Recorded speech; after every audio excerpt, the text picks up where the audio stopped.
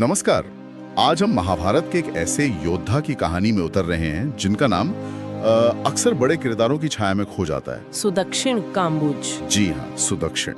हमारे स्रोत महाभारत का गुमनाम योद्धा सुदक्षिण काम्बोज के अंश हमें इस वीर के बारे में कुछ बताते हैं। तो आज का मकसद है ये गहराई से जानना कि कौन थे सुदक्षिण, कहाँ से आए थे और इस महाकाव्य में उनकी भूमिका क्या थी। बिल्कुल, जानना जरूरी है। जरा सोचिए, सुदूर उत्तर पश्चिम सरहदों से, मतलब आज के अफगानिस्तान पाकिस्तान के इलाके से आया एक राजा, न सिर्फ शक्तिशाली बल्कि एक कुशल रणनीतिकार भी, और कुरुक्षेत्र के एक बहुत ही निर्णायक दिन सीधे अर्जुन के सामने खड़े होने वाला योद्धा।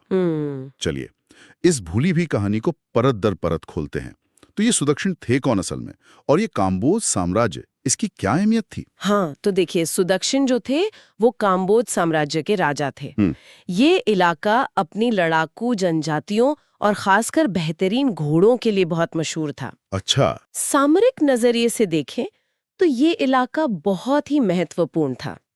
और दिलचस्प बात यह है कि सुदक्षिण ने सिर्फ अपनी ताकत पर ही भरोसा नहीं किया, तो उन्होंने शक और यवनों जैसी पड़ोसी शक्तियों के साथ, ये वो लड़ाकू कौमें थी जो मध्य एशिया और पश्चिम से थीं, एक मजबूत सैन्य गठबंधन भी बनाया था। अच्छा, तो ये सिर्फ एक राजा नहीं बल्कि एक रणनीतिकार भी थे। बिल्कुल, ये दिखाता है कि सुदक्षिण सिर्फ एक योद्धा नहीं बल्कि एक तरह से रीजनल पावर ब्रोकर थे।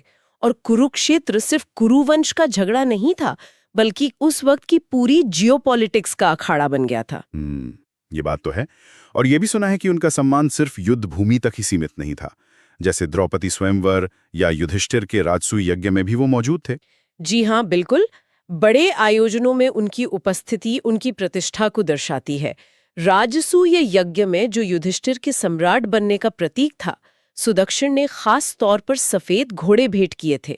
अच्छा, सफेद घोड़े। और महाभारत में उन्हें एक रथ महारथी भी कहा गया है।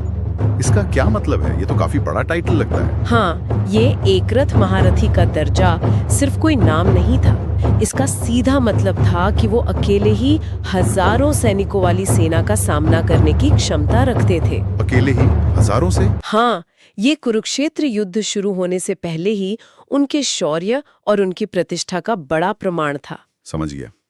अब आते हैं कुरुक्षेत्र के उस खास दिन पर। युद्ध का 14वां दिन। अर्जुन ने प्रतिज्ञा ली थी कि सूर्यास्त से पहले जयद्रथ का वध करना है। हाँ, वो बहुत ही तनावपूर्ण दिन था। कौरवों की रणनीति साफ थी, किसी भी तरह अर्जुन को जयद्रथ तक पहुंचने से रोकना। लेकिन दुर्योधन ने इतने सारे बड़े बड़े योद्धाओं में से खास सुदक्षिण को ही क्यों चुना अर्जुन को रोकने के लिए?